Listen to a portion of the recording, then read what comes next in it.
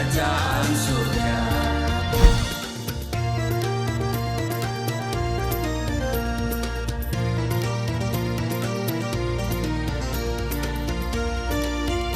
Shalom Bapak Ibu, sahabat Galilea dan seluruh subscriber Galilea Network di mana saja berada yang diberkati oleh Tuhan Yesus.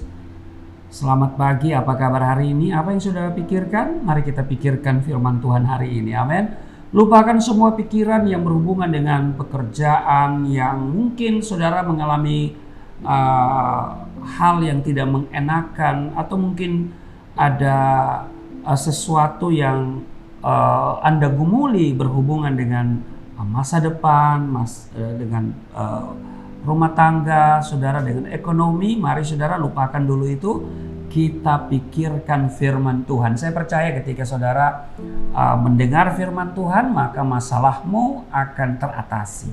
Amin saudara. Amin. Baik, mari saudara kita siapkan diri kita. Hari ini Sabtu 21 Mei 2022, saya bersama istri saya, dan mari saudara kita berdoa. Segala hormat kemuliaan hanya bagimu Allah, di dalam nama Tuhan Yesus. Kami mengucap syukur buat kebaikan Tuhan, anugerah-Mu yang Kau nyatakan kepada kami hari ini. Kami ada sebagaimana kami berada di akhir pekan ini. Sebelum kami beraktivitas, kami akan membaca dan merenungkan firman-Mu. Kiranya Engkau mengurapi kami, membuka hati pikiran kami. Sehingga apa yang kami baca bukan untuk kami lupakan, tapi itu termaterai dalam hati kami dan menjadi rema dalam hidup kami, yang akan menghidupi kami hari ini dan seterusnya. Dan hamba yang Engkau izinkan untuk berbicara, Tuhan Engkau urapi secara khusus. Di dalam nama Tuhan Yesus, haleluya, amin. Saudara, kita siapkan Markus pasal 8 ayat 31 sampai dengan 38. Istri saya akan membacakan bagi kita semua. Markus 8 ayat 31 sampai 38. Kemudian mulailah Yesus mengajarkan kepada mereka bahwa Anak Manusia harus menanggung banyak penderitaan dan ditolak oleh tua-tua, imam-imam kepala dan ahli-ahli Taurat, lalu dibunuh dan bangkit sesudah 3 hari.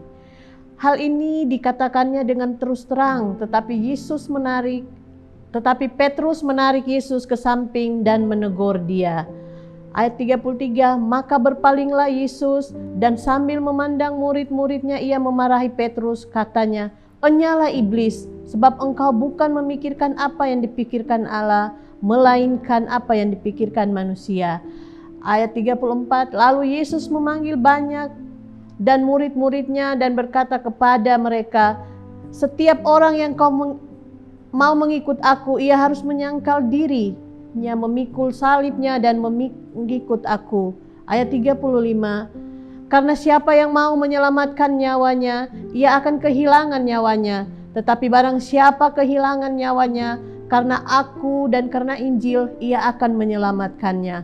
Ayat 36, apa gunanya seorang memperoleh seluruh dunia, tetapi ia kehilangan nyawanya. 37, karena apakah yang dapat diberikannya sebagai ganti nyawanya? 38, sebab barang siapa malu karena aku dan karena perkataanku di tengah-tengah angkatan yang tidak setia dan berdosa ini, Anak Manusia pun akan malu karena orang itu apabila ia datang kelak dalam kemuliaan Bapanya diiringi malaikat-malaikat kudus. Nah saudara, apa yang kita baca dan yang kita dengar dari firman Tuhan ini adalah merupakan syarat mengikut Yesus, yaitu apa? Menyangkal diri, memikul salibnya. Jadi kita harus pertama menyangkal diri, pikul salib, baru kita layak ikut Tuhan. Nah saudara, jadi ini yang harus kita perhatikan, sehingga ketika kita ikut Tuhan Yesus, kita tahu bahwa mengikut Yesus itu bukan untuk enak-enakan. Ya, sehingga ada orang mengatakan bahwa orang Kristen itu enak ya. Nah saudara, benarkah menjadi Kristen itu enak? Saudara, ya memang mungkin tidak salah ya kita katakan menjadi Kristen itu enak. Artinya dari sisi mana dulu nih kita melihatnya, dari perspektif mana dulu saudara ya. Nah tetapi saya kira kalau kita katakan ikut Yesus itu enak-enak karena semacam tidak ada aturan yang wajib dilakukan, saya kira juga tidak saudara ya, ya kan? Nah menjadi Kristen itu saya katakan tidak selalu enak sih, ya kan? Nah yang benar ini saudara, bahwa menjadi Kristen itu tidak selalu enak bila kita benar-benar menjadi Kristen. Amen. Mengapa? Karena kehadiran orang Kristen, kehadiran orang percaya di dunia ini tidak pernah diterima dengan mulus. Betul? Saudara, dunia ini cenderung menolak Yesus. Dan malah dikatakan di dalam misalnya Matius pasal 10 ayat 18, dan kamu akan dibenci semua orang oleh karena nama-Aku. Jadi kita akan dibenci oleh semua orang oleh karena nama Yesus. Saudara, Tuhan Yesus tidak mau mengobrol janji-janji kosong ya, supaya orang tertarik mengikut Dia. Yesus bukan cari pengikut saudara. Yesus mencari murid. Amin. Amen. Ya. Jadi Yesus itu tidak mengobrol janji-janji kosong. Ya seperti dengan kalau kampanye politik begitu kan, mengumbar janji-janji yang enak didengar. Ya. Saudara, Yesus tidak pernah menjanjikan bahwa menjadi Kristen itu tanpa rintangan, tanpa tantangan, tanpa kesulitan. Yesus tidak pernah berkata, ikutlah Aku, maka hidupmu akan senang. Tetapi yang Yesus katakan, dengar baik, setiap orang yang mau mengikut Aku, ia harus menyangkal dirinya, memikul salibnya, dan mengikut Aku.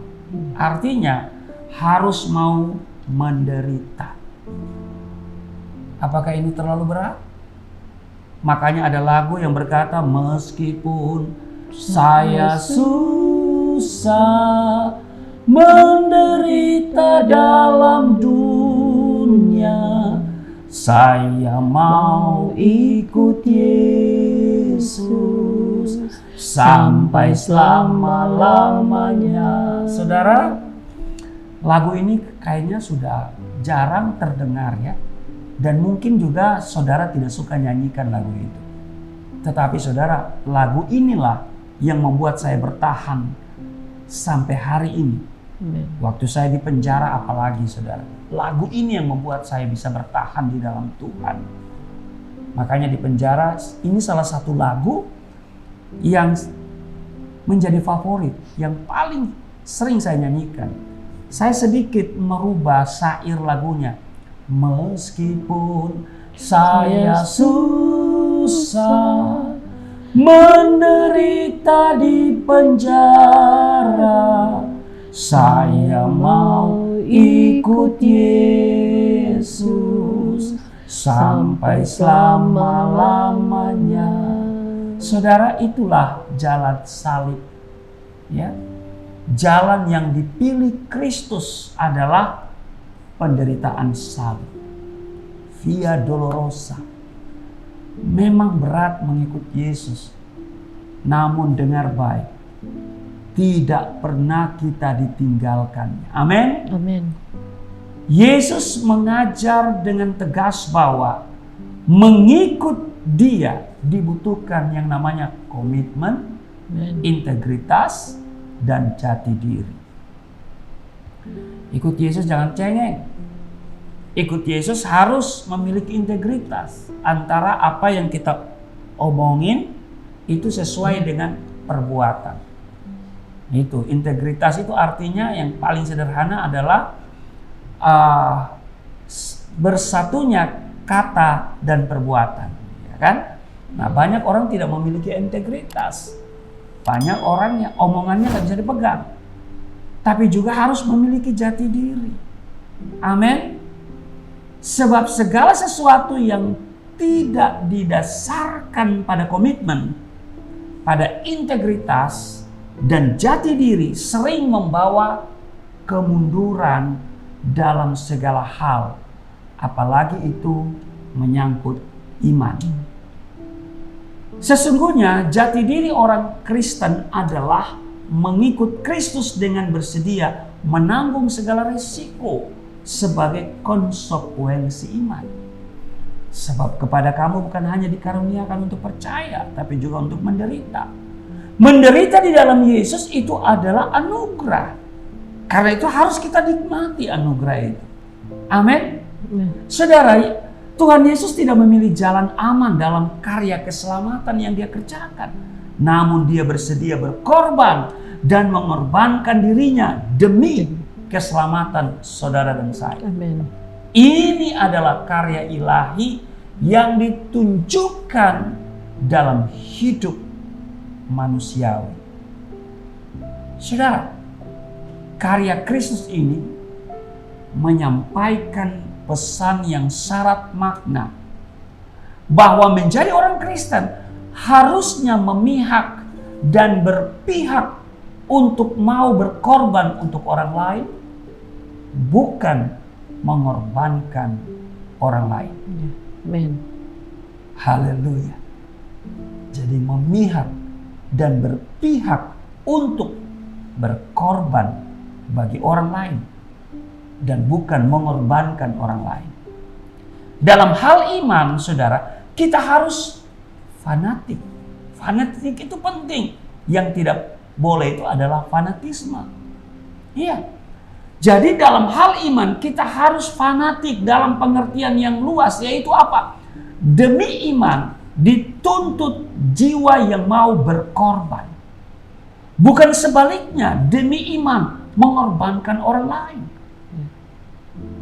Dalam konteks pluralitas agama kini dan di sini, secara khusus di Indonesia, tidaklah dibenarkan sikap mengintimidasi, melakukan kekerasan, membuli, menebarkan teror, bahkan membunuh orang yang berbeda agama demi simbol-simbol agama itu sendiri.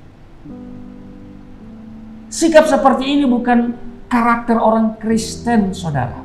Ya. Dengar baik, kita dipanggil bukan hanya pemberita, tetapi juga penderita. Yes. Amen. Haleluya. Bukan hanya menjadi pemberita Injil, tetapi juga harus menderita untuk Injil. Karena di dalam 2 Timotius pasal 2 ayat 3 di sana disebutkan, ikutlah menderita sebagai prajurit yang baik dari Kristus. Yesus. Saudara, mengikut Yesus berarti kita teken kontrak mau mati bersama Dia. Rasul Paulus katakan, bagiku hidup untuk Kristus, mati untuk. Jadi kalau kita masih hidup, kita hidup untuk Kristus, berbuah, berdampak. Mungkin ini berat sekali, saudara. Tetapi saudara, bukan berarti kita tidak mampu. Roh Kudus akan memampukan kita. Amin. Jadi saudaraku yang kekasih, menjadi Kristen tidak selalu enak. Untuk itu kita harus berhitung. Amin. Mau ikut atau tidak. Tetapi saudara, ya jangan sampai saudara di dunia ini ikut tapi tidak mau menderita. Ya sayang ya saudara ya. Nanti di dunia namanya Kristen tetapi tidak mendapat bagian dalam kerajaan surga. Karena di dunia tidak mau menderita bersama Kristus. Sebab kalau kita mati bersama Kristus, kita akan juga dibangkitkan bersama Dia. Amin. Nah, pertanyaan yang paling penting hari ini, apakah saudara mau mengikuti Yesus? Tentu pertanyaan ini mengarahkan kita untuk menentukan pilihan. Apakah kita hanya mau menjadi Kristen yang enak? Di saat semua kehidupan tanpa masalah, tanpa sakit, tanpa rugi gitu. Dan ketika semuanya aman, tentram, baru kita mau ikut Yesus. Ada orang mau ikut Yesus supaya dia katanya diberkati, dan diberkati. Sehingga dia hanya mau mendengar khotbah yang diberkati terus, ya, yang namanya teologi kemakmuran. Tetapi teologi penderitaan dia nggak mau dengar, saudara ya. Apakah kita menjadi Kristen setengah-setengah? Yang sebentar Kristen, sebentar tidak Kristen. Ya, mungkin karena Kristen perut atau Kristen di bawah perut, ya kan? Itu Kristen perut itu ya karena pingin makan gitu kan, pingin materi. Ya, saudara ya.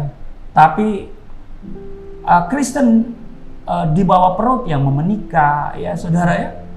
Akhirnya ya kadang Kristen, kadang tidak Kristen gitu kan.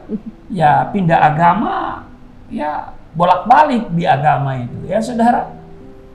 Atau memang kita Kristen murni yang benar-benar loyal kepada Kristus apapun yang terjadi. Saudara, mari kita membangun loyalitas kepada Kristus. Inilah panggilan nats atau bacaan kita hari ini. Saudara, Kristus mau mati untuk kita. Nyawa Kristus telah dikorbankan untuk melepaskan dan menyelamatkan kita dari kuasa dosa, kuasa iblis, dan kuasa kematian. Itu sangat mahal, saudara. Karena itu dari kita dituntut yang namanya integritas, komitmen, dan loyalitas penuh. Ya. Tidak boleh tanggung-tanggung. Tidak boleh setengah-setengah. Dengar baik, setiap orang yang mau mengikut aku, ia harus menyangkal dirinya, memikul salibnya, dan mengikut aku. Demikian kata Yesus. Bila kita harus menanggung derita sebagai konsekuensi iman kita, maka dengar baik, saya mau katakan begini, mengucap syukurlah kepada Tuhan. Tetaplah bersukacita. Amin. Karena engkau disebut orang yang berbahagia. Amin. Karena itu saudaraku yang kekasih, mari kita kembali introspeksi diri kita. Apakah kita sudah benar-benar atau sungguh-sungguh mengikut Yesus? Apakah kita sudah memiliki komitmen, integritas, jati diri? Amin. Ya, hanya Tuhan dan engkau yang tahu. Ya. Saya berdoa untuk saudara supaya kita menjadi orang Kristen yang mau menderita karena iman. Amin. Amin, saudara. Amin. Mari kita berdoa. Terima kasih Tuhan, kami diajarkan hari ini untuk sungguh-sungguh mengikut Engkau. Amin. Dan kami memiliki komitmen, integritas, dan loyalitas kepada Kristus. Kami mau terima kasih untuk mengikut Engkau, menyangkal diri dan memikul salib. Amin. Setiap hari. Kiranya Engkau memberikan kami kekuatan oleh Roh Kudus supaya kami tetap bersukacita dan damai sejahtera itu memerintah dalam hidup kami. Berkati seluruh subscriber Galilea Network, seluruh sahabat Galilea, apapun yang mereka lakukan hari ini di akhir pekan ini, Tuhan melindungi, Tuhan menjaga, Tuhan menyertai, sehingga terhindar dari segala mara bahaya, kecelakaan, penyakit sampar, niat orang-orang jahat di dalam nama Yesus. Terima kasih. Terima kasih Tuhan. Inilah kami. Amin. Di dalam nama Tuhan Yesus kami berdoa dan mengucap syukur. Haleluya. Amin. Amin.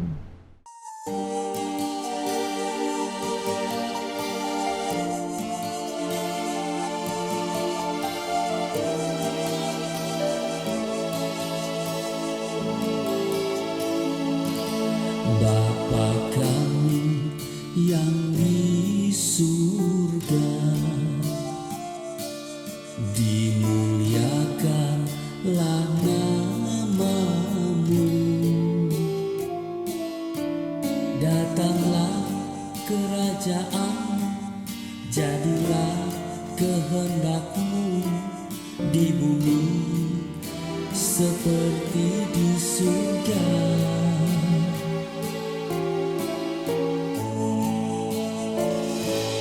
Berikanlah kepada